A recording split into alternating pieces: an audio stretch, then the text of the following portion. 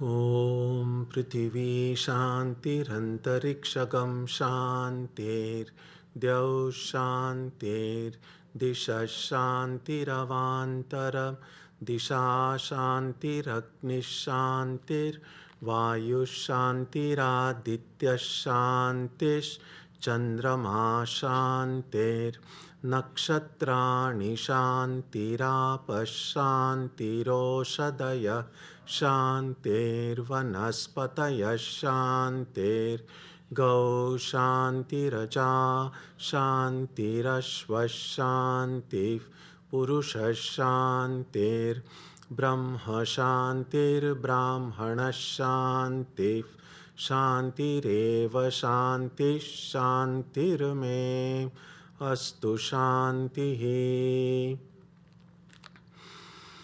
May there be peace on earth and in the sky. May there be peace in the water and in all directions. May there be peace in the plants, in the trees, and in animals. May there be peace in the hearts of all beings. May there be peace in everyone and in everything.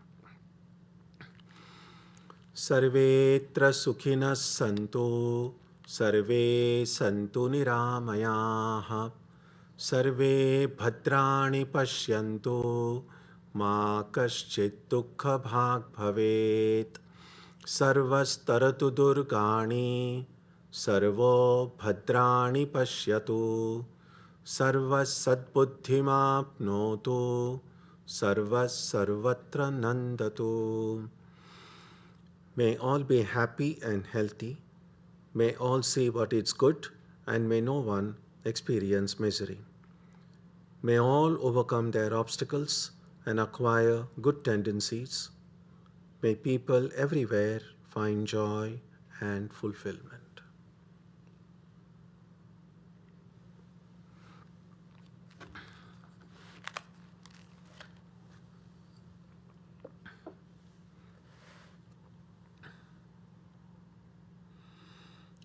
Let us now spend some time touching the center of peace and joy in our hearts.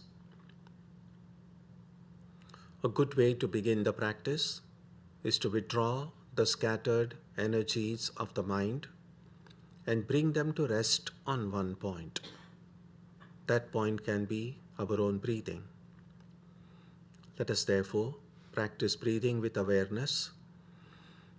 As we breathe in, let us visualize that our body and mind are being filled with love, strength, and compassion. And as we breathe out, let us release all the stress, anxiety, and exhaustion in the body and mind. Let us practice this way for a while.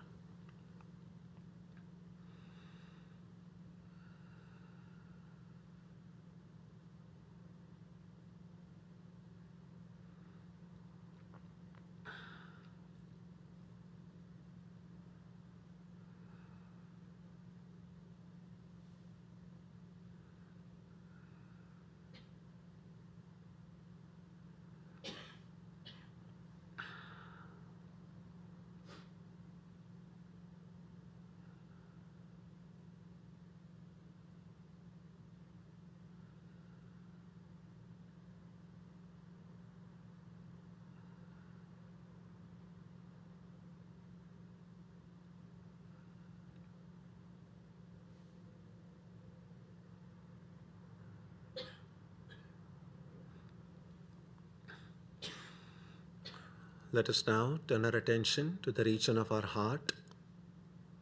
Although God is present everywhere and in everyone, the divine presence can be felt most clearly in our own hearts.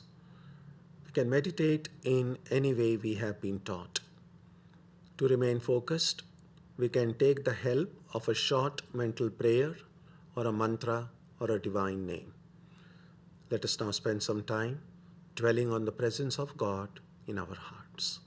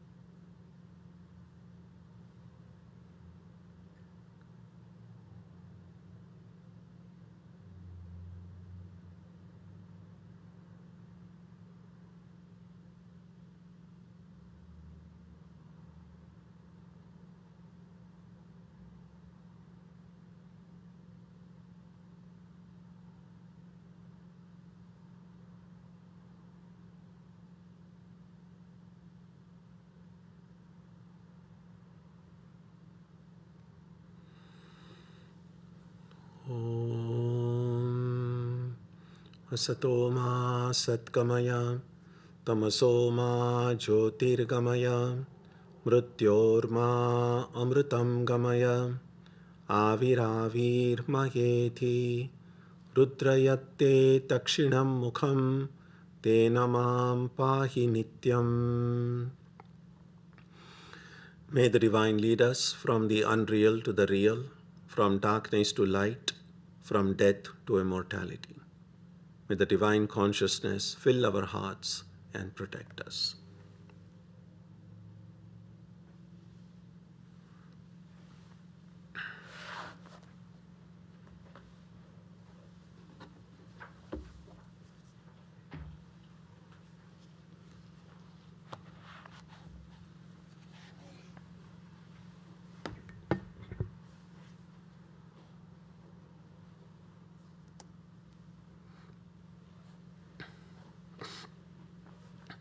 We begin today on verse number 290.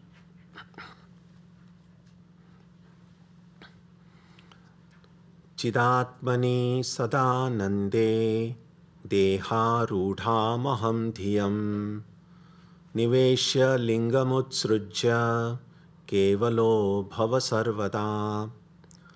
The I sense, which is presently located in the body, should be placed in the ever blissful, conscious Atman. Remain by yourself after disidentifying from the mind. The I sense, which is presently located in the body, really means every time I think of the body or look at the body, I feel this is I.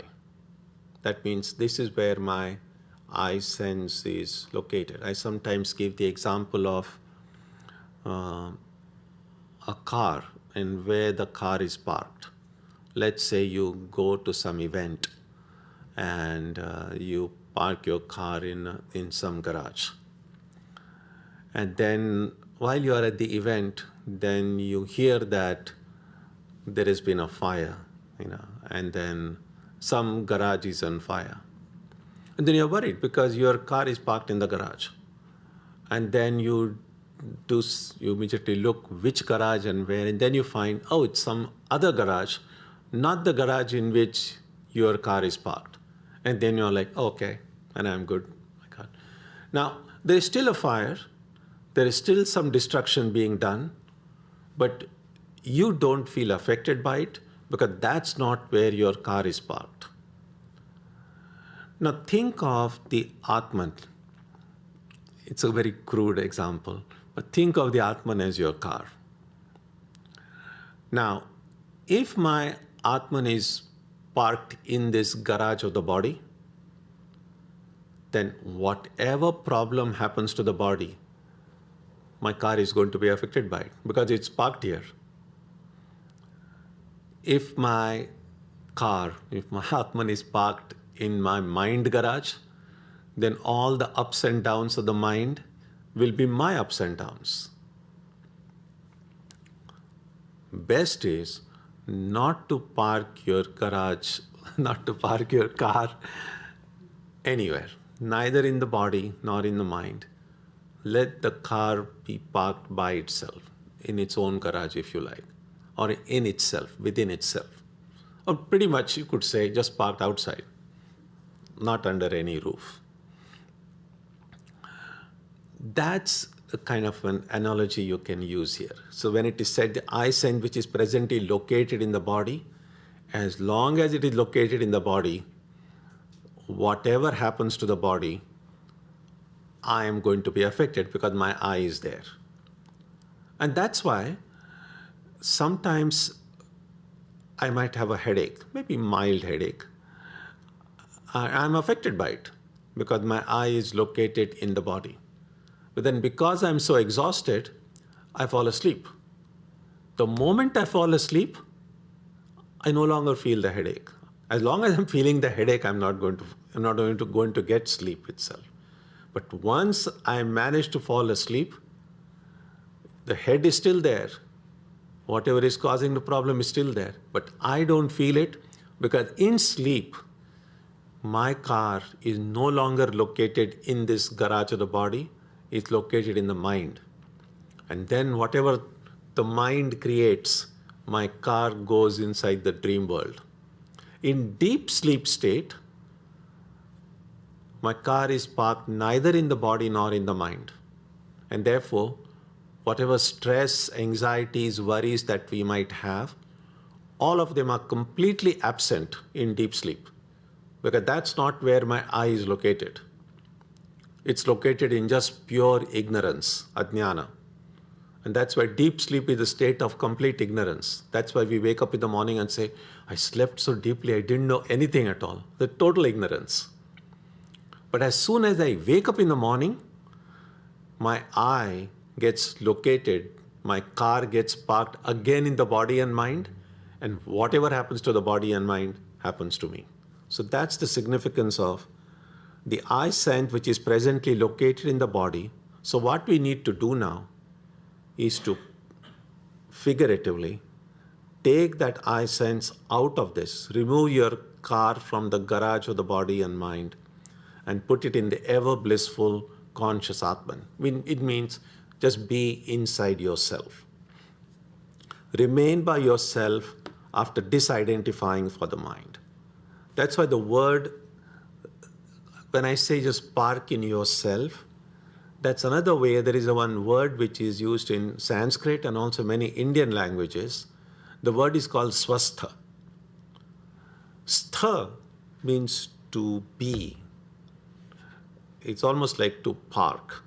Swastha, park in yourself, or be in yourself, or locate yourself in yourself. When I am located in the body, it is sharirastha. When it is located in the mind, it is a different way. But then when it's located in itself, it is called swastha. And that's why, oddly enough, when people are ill and people are not well, in Sanskrit and many Indian languages, the word is aswastha. Or of course, it gets a little, sometimes say asustha. But the original Sanskrit is aswastha. That means, literally if you take that word, it means I am not in myself. In other words, if my I is located either in the body or the mind, that's a state of illness. And that's why you might have heard another phrase that is sometimes used in Sanskrit text. They call it bhava roga. Roga means a disease. Bhava roga, the roga of this becoming something other than what we are not. And therefore sometimes God is referred to as bhava roga vaidya, the physician who cures the illness or the disease of worldliness. So, normally we think that if there is any pain in the body is sending out a signal that there is something wrong. In fact, pain, much as we all try to avoid pain, pain also has some great benefits. Because pain is almost like a warning signal that something is wrong. Pain itself is not the illness itself, but it's an indication that something is wrong. It's a symptom that something is wrong. If we did not have any pain at all, we would be in big trouble. In fact, pain is a great friend that way. Just imagine if we remove total pain from life. Then if I'm walking and accidentally a nail enters my feet, I wouldn't even know it. It'll be bleeding. Until I see blood, I wouldn't even know it. But sometimes when we stub our toe, we immediately feel pain. We know something is wrong. So a pain can be a friend as well.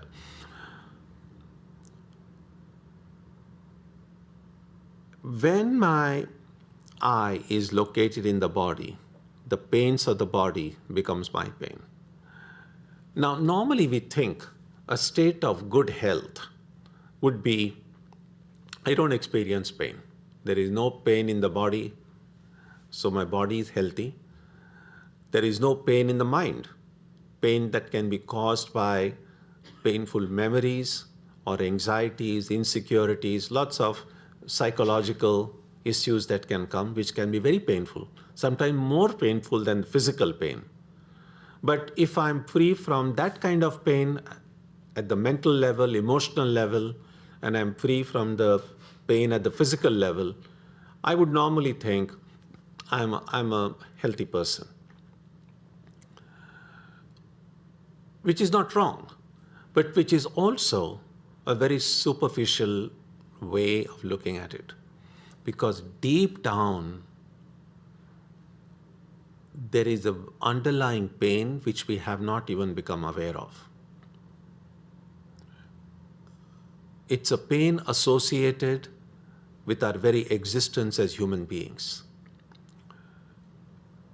It's the kind of pain caused by realities we don't even want to think about. We treat them as very unpleasant topics. For instance, just thinking about the idea that one day we are going to die, not a very pleasant thought. It can be painful. To many people, they are terrified of the thought of death. For most people, I would think. And we don't want to think about it. So we kind of push it at the back of the mind. But more than death itself, what happens before death? If we are fortunate enough, I don't know whether you call it fortunate, to kind of just boom, just die. You're in a healthy state and then something terrible happens and you just die at once. Maybe there is a nuclear attack and we just vaporized. Now it's fortunate in the sense at least we didn't have any much pain before dying. Or even if there was pain, maybe it was just so momentary, because as soon as you die, then your connection with the body is lost. So the body, whatever happens to the body, you're not affected by it. The body is gone. So that's why I said it's a fortunate one, although probably it's not a good word to use. But many of us, to a lesser or greater degree, are going to experience some pain. As the body becomes feeble, the mind becomes feeble, there is going to be pain. But we don't want to think about it. So some of the realities of life, which Krishna refers to in the Gita, he says, Janma mrityu jara vyadhi dukkha dosha anudarshanam. Realities connected with birth, death, the process of aging, illness. And he says, dukkha dosha, that's painful. That is painful. And that is the defect of existence. Anudarshanam, think about it. But that's something, we want to think of something else. And it kind of makes sense, because why should we be thinking about these unpleasant things? But just because we don't think about something doesn't mean it won't happen. And so it's clearly good that we prepare ourselves, make ourselves strong enough to be able to think. It's not that just randomly we walk into a minefield and take upon all these thoughts which we are not prepared to deal with. And there is this one story sometime they say about one person who had a cat as a pet and loved that cat very much. And so one day he had gone to work and his maid was at home. And it so happened that that cat, just as cats will not remain stuck to one place, the cat had gone out to the house and gone onto the rooftop and suddenly had slipped and fallen and died. It was a pretty height. From height, the cat fell down and died. And this maid was terrified. So she called up the person, the master of the house, and Rose phone said, "Oh, she's terrible." She said, "I'm so sorry, the cat died." And this person is in a meeting, very sitting peacefully, And suddenly, totally unprepared for this news, suddenly he's told, the cat has died. And he's shocked. And of course, then he comes home and then comes to know what happened. And after some time, when the grief has gone, and then he calls the maid and said, there's something such terrible news. Don't straight away blurt it out, because I'm not even mentally prepared for it. Do you imagine how terrible it was for me to suddenly hear the cat is dead? And so she said, I don't know, how else could I have said? And then he said, he was training her. He said, well, you could say something like, the cat went out in the morning and then went to the roof and was playing on the roof, and then it kind of slipped. So you kind of have a narrative built around it, and then you're kind of getting ready, and then you say the cat slipped and fell down, and then it happened. It gives me some time to prepare myself. Don't just say the cat is dead. And then the story goes on to say that one day he had a guest at home, and a very close friend of his, and then again he had to go to work, and then the friend was staying at home, and then he gets a call from the maid, and the maid said, well, your friend was playing on the roof. No, the idea is that if we have to think about death, we have to be prepared for it. And therefore, I'm not recommending that suddenly you go and start thinking, oh, I'm going to die. That's not the right way to do it. But since it's something that is going to happen sooner or later, and oftentimes sooner than we imagine it to be, it's good to make ourselves strong enough to prepare for it. Even when we are not experiencing pain at the physical and mental level, just recognizing the pain that is associated with our existence as human beings itself, at the existential level, is extremely unsettling. And so when we see that Buddha, when he said, Sarvam Dukkham, life is suffering, he was not referring to the kind of daily suffering that we have. Yes, in a generic sense, yes, life is suffering. But it doesn't mean that every person is suffering. Because as I said, there are people in this world who are quite healthy. They don't have any physical pain. They don't have any immediate psychological pain. And yet, yes, there are issues, but they don't want to think about it.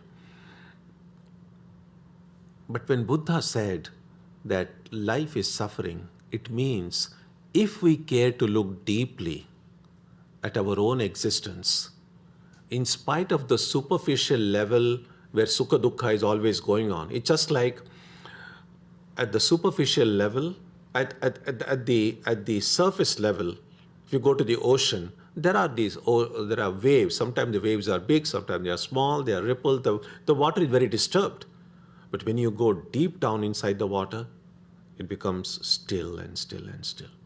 Similarly, if we look at the surface level of the nature of the body and mind, there are going to be all these polarities. There are going to be good days, bad days, pain, no pain, restfulness, unrest, and so on. All these ripples will occur. But if you go deep down into this ocean of the body or ocean of the mind, we'll just see one thing. And that one thing, Buddha said, is suffering. But because most of us are at the superficial level, we don't even become aware of that suffering. That's why when Krishna spoke about the nature of the world, he didn't say, oh, this world which is filled with joy and sorrow.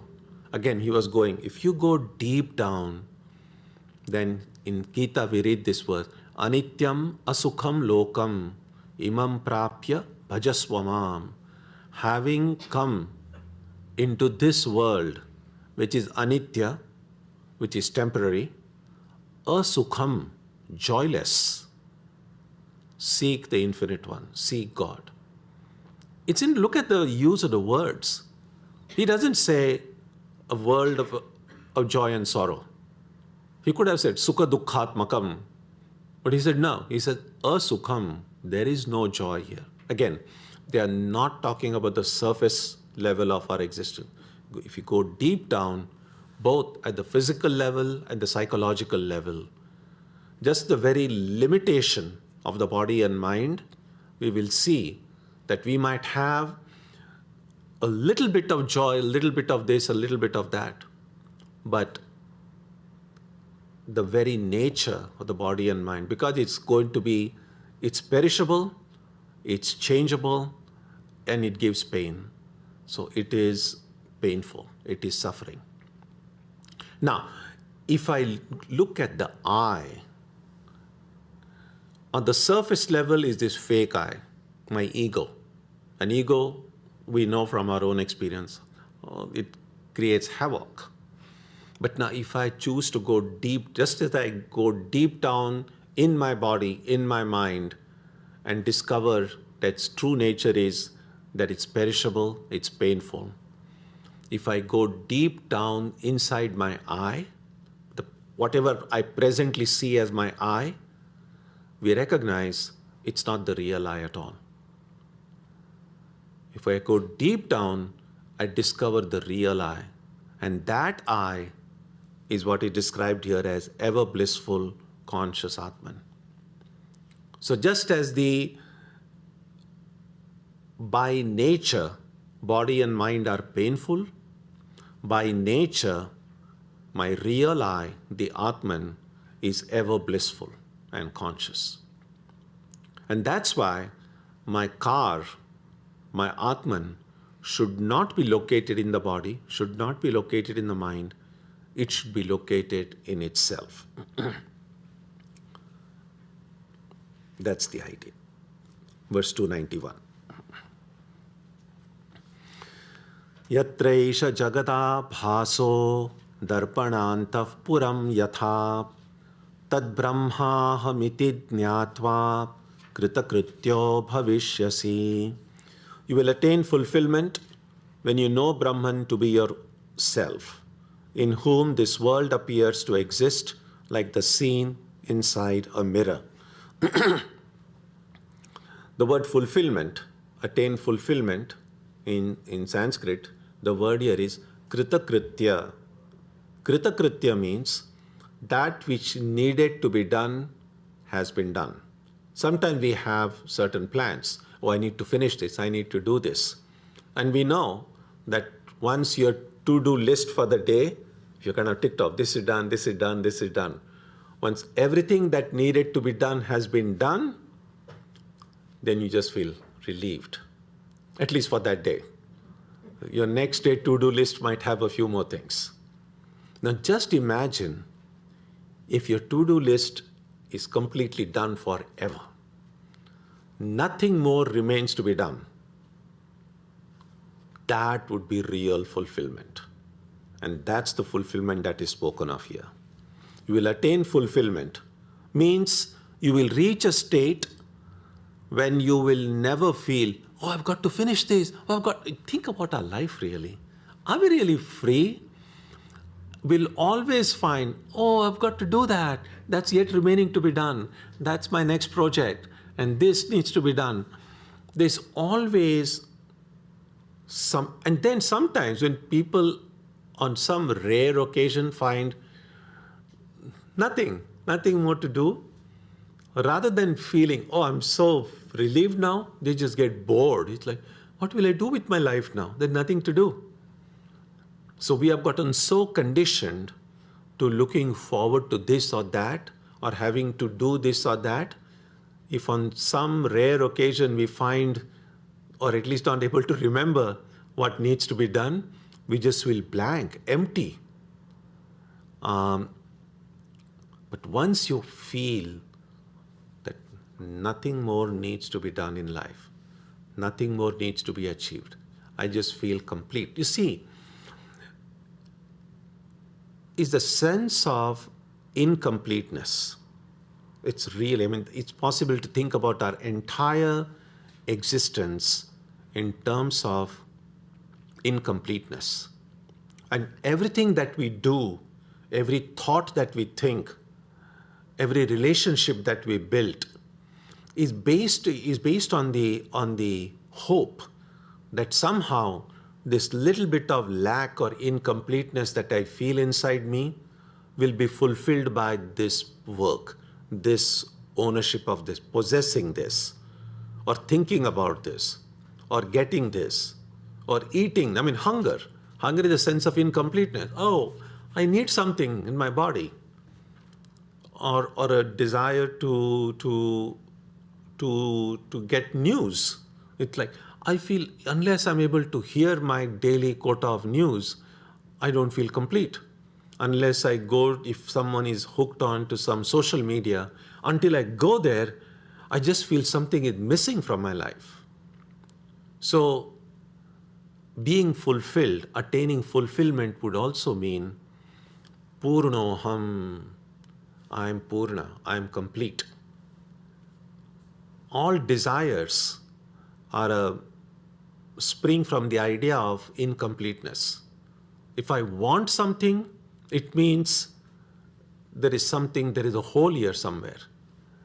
And by getting that thing, I'm trying to fill that hole. But what we find is this is a hole inside that never seems to get filled. No matter how much we get in life, we always feel, why not a little more? And that's what causes or is the hurdle to getting this complete fulfillment in life. Now, you will attain fulfillment when you know Brahman to be your own self. Brahman is the one reality which is infinite. Now, if I am the infinite one, I don't lack anything. I don't need anything. There is nothing outside of me to desire, to wish for. Only if I have something other than me, I will react to it in some way. But if there is nothing, I'm just by myself. I mean, think about even before you know you are Brahman, even in a deep sleep state, no one has any desire. In Sushupti, you don't have any desire.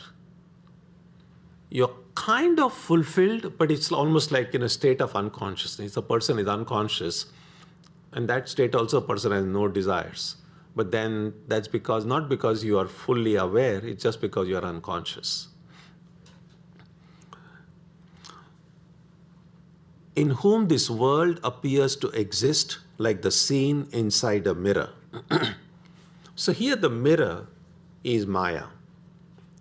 So when I stand before a mirror, I see my reflection. And we might sometimes say, why do I stand before a mirror? And well, the question seems rather silly.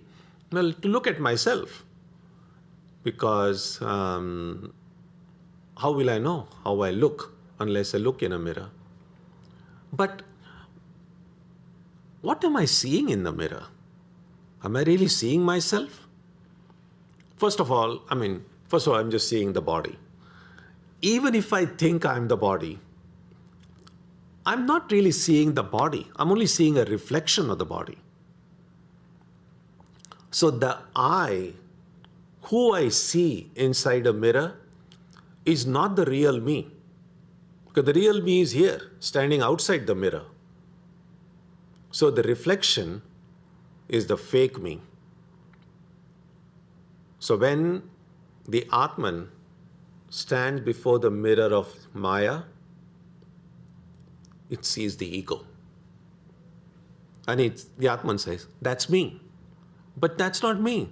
That's just a reflection. And the reflection can be very distorting. Because we know a mirror image is not exactly a mirror image. Mirror image is if I raise my hand, then the mirror will not raise unless, there are nowadays apps which say, how do you want your video image to look? Do you want it to look like a real image or a mirror image of yourself? And so when I see inside a mirror, I see the ego. The Atman sees the ego. Now, that reflection is similar to me in some ways, because otherwise what's the point in looking in a mirror? So it kind of, the same form that I have is a form of the reflection. And so in that sense it is similar. In which sense is the reflection not similar? In the sense that the reflection is not free. The reflection is not independent. If I move my hand, my reflection will move its hand. But by itself, if I'm just standing here, my reflection cannot move its hand. The reflection depends on me. There are two words in Sanskrit. It's called bimba and pratibimba. So the pratibimba depends on the bimba. So in the reflection, there is some similarity, some dissimilarity. Similarity in terms of form and everything, which is why we stand before a mirror. Dissimilarity in the sense, the reflection is not free. I am free. The Atman is free. The ego is not free. Now similarly, in the mirror of the Maya, now we just talked about the Atman standing before the mirror and seeing the reflection of the ego. Again, this is just as a thought experiment. It's possible to think of Brahman before the mirror of Maya and would see, therefore, the world there. So when Brahman stands before the mirror, the reflection is the world. Now, just like any reflection, there are similarities and there are dissimilarities. The similarity is the world seems to exist.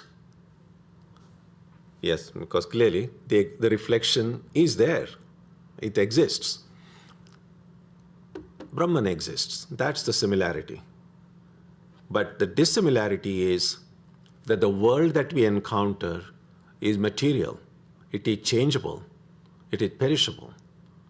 But the reality, the bimba, is not material. It's pure consciousness and it's unchangeable.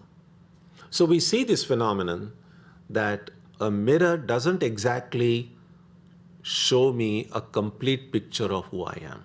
The mirror shows a reflection. The reflection has some similarities and some dissimilarities, which is why the reflection is not the real me, because it is dissimilar in some ways. So that is what is referred to here.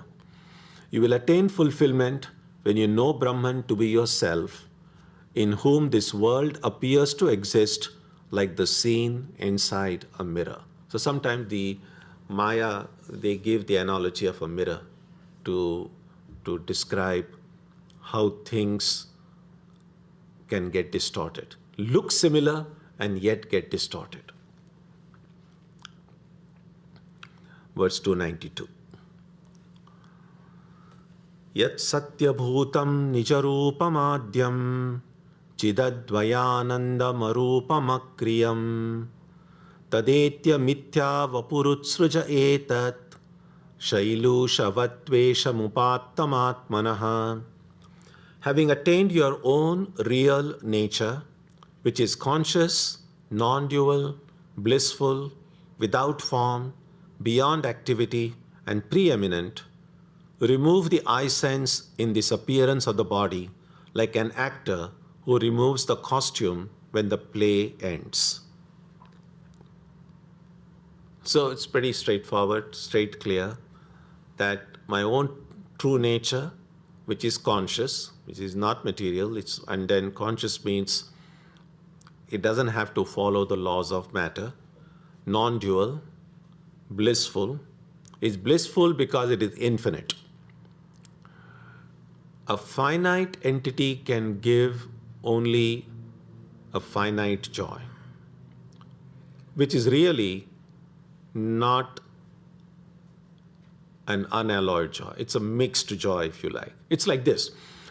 If someone likes ice cream can bring happiness. No one can doubt that. But the quantity of ice cream is limited. And so the joy it will bring is also limited.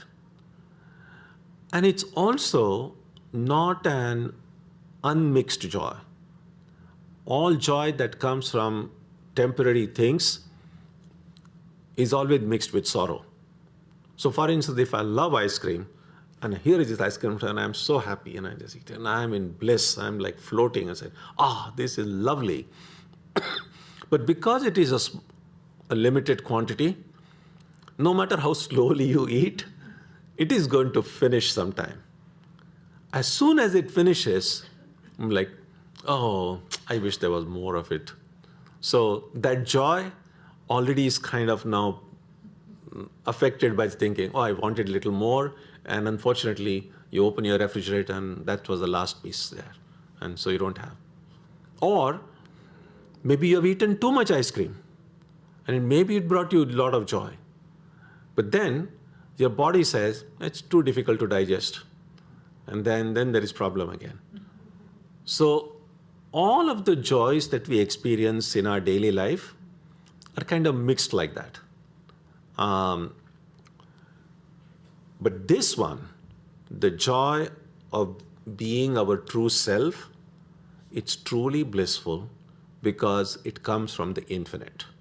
That is why there is an Upanishad called the Chandogya Upanishad, which has this very powerful passage which says, Yo vai bhuma tat sukham na alpe sukham asti bhumaiva sukham.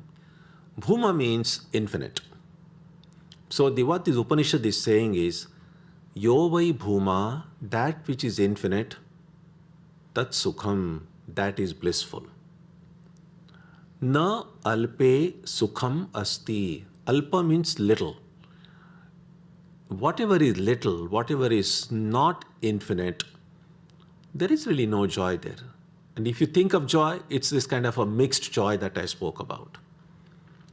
But bhumaiva sukham. So oftentimes when we speak about the infinite reality as Satchidananda, Sat Chit Ananda, that Ananda, bliss, the Upanishad itself actually doesn't speak of Satchidananda all that much. The word that we find in the Upanishad is not Ananda, but Ananta. In the Taittiriya Upanishad, there is this passage, Satyam Jnanam Anantam Brahma. Brahman is being, Satyam, consciousness, Jnanam, Anantam, infinite. Now, because Brahman is infinite, and because real unalloyed joy can come only from the infinite, that is why it is Ananda. That is why we say Sat Chit Ananda. But that Ananda is because the infinite nature of Brahman. Now, all of these characteristics of my true nature, once I attain this, like an actor who removes the costume when the play ends. So the example given here is an actor, and this is something we can easily understand. The person who is playing a role in a movie or in a play is different from the role that is being played. So when the movie ends, the shooting has been done much earlier, or when the play ends, then the actor says, okay, removes the costume, goes home and becomes their own true self. The costume that we are wearing has been already described in this book in two different ways. We saw the description as 3 bodies or as 5 layers. Sthula Sharira, Sukshma Sharira, Karana Sharira. 3 costumes. Gross body, subtle body, causal body. Or we can take it in terms of 5 different layers of clothes that we wear, in terms of the 5 koshas, which we also studied. So it's possible to think about ourselves as actors who have worn these layers over ourselves. And as I've sometimes said, that we have become very good actors. At the end of the play, we should remove this costume, but we're like, no, I love it. And I will not be myself if this costume is removed. And then I suffer because all the problems of the role that is being played become my problems as long as I'm wearing that costume. A millionaire may be an actor, but may be playing the role of a suffering homeless person. Now, in that play or in that movie, that person has to forget I am that millionaire, I am this very wealthy person, and has to play the role of this person who doesn't have anything. So whatever costume we wear, we are bound by its laws. And if we want to be really free, we need to remove everything, remove all these layers over our personality. Verse 293. Sarvatmana drishyamidam rushaiva naivahamartha kshanikatva darshanat janamyaham sarvamiti pratitihi kutoham ade kshanikasya siddhyet. Whatever is perceived is only an appearance in every way. Observed to be momentary, the I, too, has no real existence. How can the perception, I know everything, be true of I and the rest, which are momentary? It's only an appearance means like the appearance of a snake on a rope. Now, what does it mean observed to be momentary? The Atman attaches itself to the ego. Reflection into the Maya, the Atman says, that I is the real I, whether actually it's not. But it's the ego which deals with the world, the objective world, experiences with the world, because as we go about our day-to-day activities, the I is always prominent. I am saying, I am doing, I need to do this. Now that I, which deals with this objective world, is caused by a momentary thought wave. Why is it called momentary? Because the vritti is a kind of a wave in the mind. And we know that every little wave is almost can be seen in terms of made up of several hundred thousands smaller waves. And they are continuously rising and falling, rising and falling. So similarly, because the mind is perishable, everything is momentary. But we kind of get the sense of continuity because of the speed with which it moves. Now, I don't know how nowadays everything is digital, so I don't know how the process really works when you see videos and stuff like that. And the digital technology I'm not so familiar with. But if you remember, those of you who are old enough to remember that before all this, old movies, there used to be actually a physical film. And essentially, they were really still pictures, one after the other, hundreds and thousands of them. And if that film is moved at a certain speed, the eye is not able to see those individual pictures, but you kind of get the sense of continuity. You feel as if the hand is kind of moving. Well, actually, it's a series of different pictures which are moved at a fast pace. The movement that we see in the world can be thought of in the same way. That everything, all of our perception is just momentary. But because it is moving at such a pace, we see movement as if it is one continuous whole. In fact, there's one school of Buddhism which makes this the cornerstone of its thinking. It's called Kshanika Vijnana Vada, that everything is momentary. And so the whole emphasis on everything being transient, everything being temporary, in some philosophical schools, they take it to the level of nothing lasts more than a moment. And so that's the idea, why it's called momentary. So the ego, which experiences the world and deals with the world, is not the real I. It's only a reflection in the mirror of Maya. So what is the real I? And that will be described in the next verse, which we will see next week. So if you have any thoughts, ideas, comments, questions.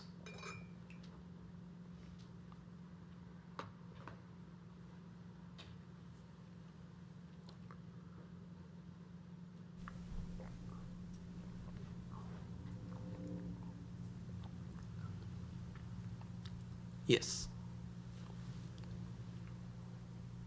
Yeah.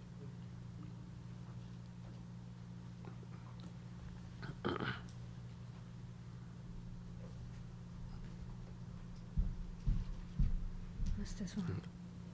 So in the first sloka... Put the mic. Yeah. So in the first sloka that we discussed... Come closer to the mic. Is it better? Yeah. Okay. So in the first sloka that we discussed, there are really 4 things that you mentioned. You said there is suffering, and Buddha also mentioned that there is suffering. Life is all about suffering. And you also mentioned about anityam asukham lokam. Now how does it fit into the Swarupa being blissful? So somehow there is a little bit of gap between, like at a superficial level, yes, there are waves, and at a deep level there is bliss. And where is the suffering fitting in? I'm a little... Sure, yeah, please sit down, yeah. So both are present simultaneously depending on where my eye is located. So if my eye is located in the body and mind, then there is suffering. At a superficial level, it will be joy and sorrow. But if I care to look deeply, I will see that it's just sorrow. Even the joy is just sorrow in a different form. But at the same time, if my eye gets located in the Atman, then there is just total bliss. So both are almost like parallel lines, and there is no connecting link between the two. And so that is why in the same world in which you and I live, going through these daily ups and downs, these great ones have lived in the same world. When Ramakrishna lived, he lived in the same world that you and I do. And yet, he is just in total bliss. So his eye was located in the right place, and our eye is located in the wrong place. And that's why we suffer. So it's just moving the car to the right garage, really. Yeah. Mahendra, you want something? Yeah.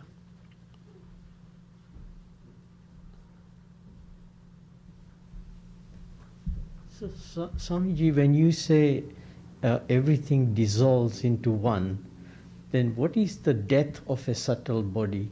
Because we can understand a gross body dies, but how does a subtle body then die when it all becomes one? Yes, yeah, please. So we kind of have some idea, not fully, but pretty close to it, is what would a death of the subtle body look like. It will look not exactly like deep sleep, but pretty close to it.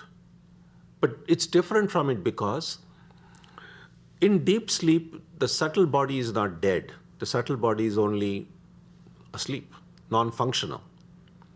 And therefore, in deep sleep, ignorance is also present. So subtle body is asleep and ignorance is present.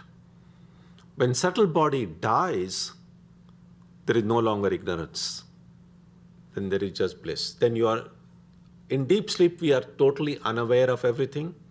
But when the subtle body dies, there'll be just pure awareness, which will never go away. In that state, there is then no longer waking, dream and deep sleep, everything vanishes. You are in that, you cannot even call it a state. That is the reality. In Upanishad, therefore, they simply call it the fourth, as to distinguish it from the three states, but they don't call it the fourth state because it's not a state. And sometimes that same fourth is sometimes referred to also as Turiya Avastha. So that is when, that happens only when a subtle body dies. As long as the subtle body is not dead,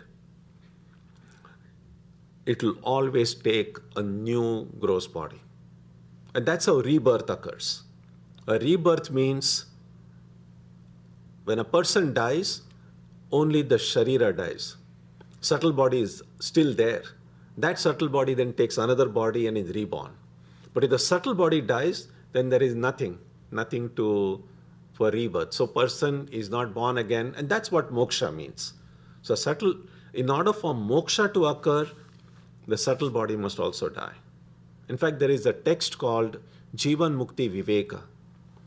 It's a very well-known and deep, profound Vedanta text. There is one chapter in that book which says Manonasha Prakaranam. So that chapter itself is called Destruction of the Subtle Body. Because we don't have to worry so much about the gross body. Whether we like it or not, it is going to be destroyed after a few years. The main problem is the subtle body. Yeah, so we have to be, it's good to take care of our body, but we need to take equal or even more care of our mind, because the body will be with us for the next few decades or a few years, but the mind is going to be with us for a long time until we realize God. And it's a little bit like when suppose a car meets with an accident, and all accidents are not fun, it's painful, but if all that we escape with is a little bump on the body of the car, it's kind of painful still, but not as much painful as if the machine itself, something goes wrong with it. Because as long as the machine is all right, the engine is okay, you can go and change the body as many times as you want. And in one sense, you could, again, these are all horrible analogies, but in one way you could say, to get moksha is like just totaling the car. No new body is going to help because the engine is completely destroyed. Yeah, so we want a major accident. Again, as I said, it's a terrible analogy, so don't think. Yes.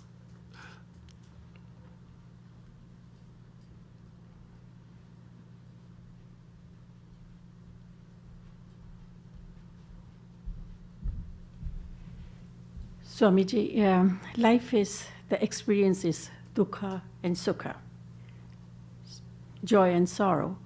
But sorrow is the experience brings, for spiritual seeker, closer to God. So, because Which one? Dukkha. Dukkha for spiritual seekers, it brings closer to God. Even Kunti mentioned that. Sure.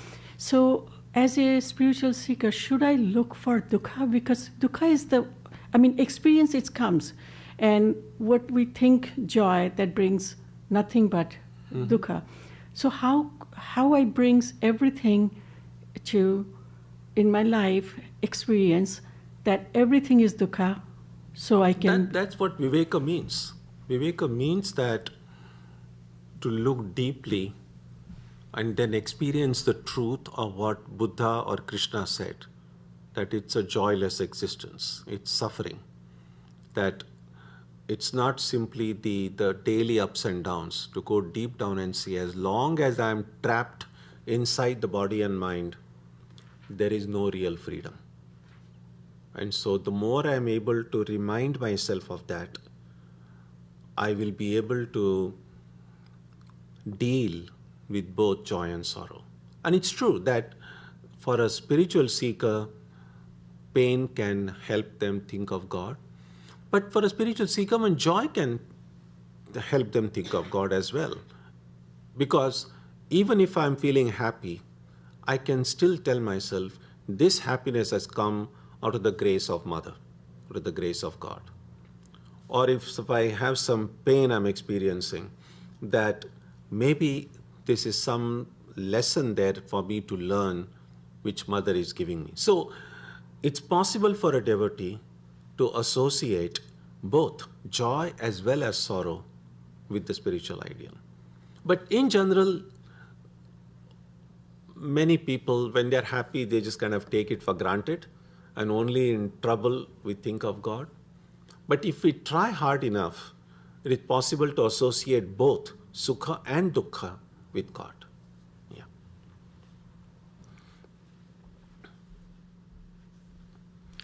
Okay, so we'll stop here today, and next week we'll begin with verse 294. Chananim Saradam Devim Ramakrishnam Jagadgurum Padapadme Tayo Shritva Pranamami Muhurmuhum.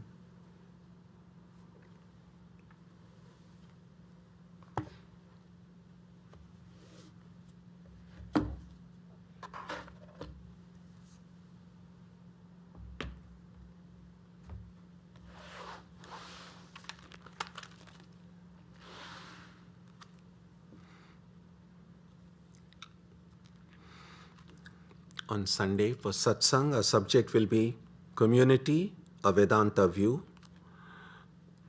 On Saturday, we'll have meditation as usual at 6 o'clock. And on next Wednesday, we will continue this study. So we'll conclude with a prayer now.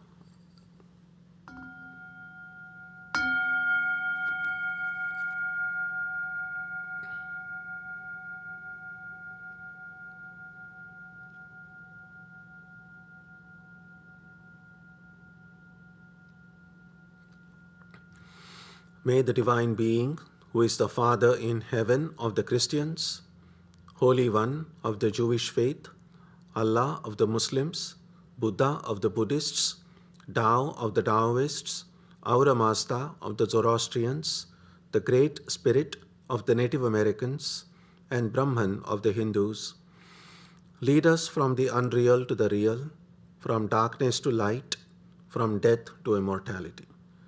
May we be granted strength, freedom, and clear understanding. May we learn to see God in our own hearts and in everyone around us. May God bless us all and fill our hearts with gratitude, grace, and love. Om Shanti Shanti Shanti. Peace, peace, peace be unto you.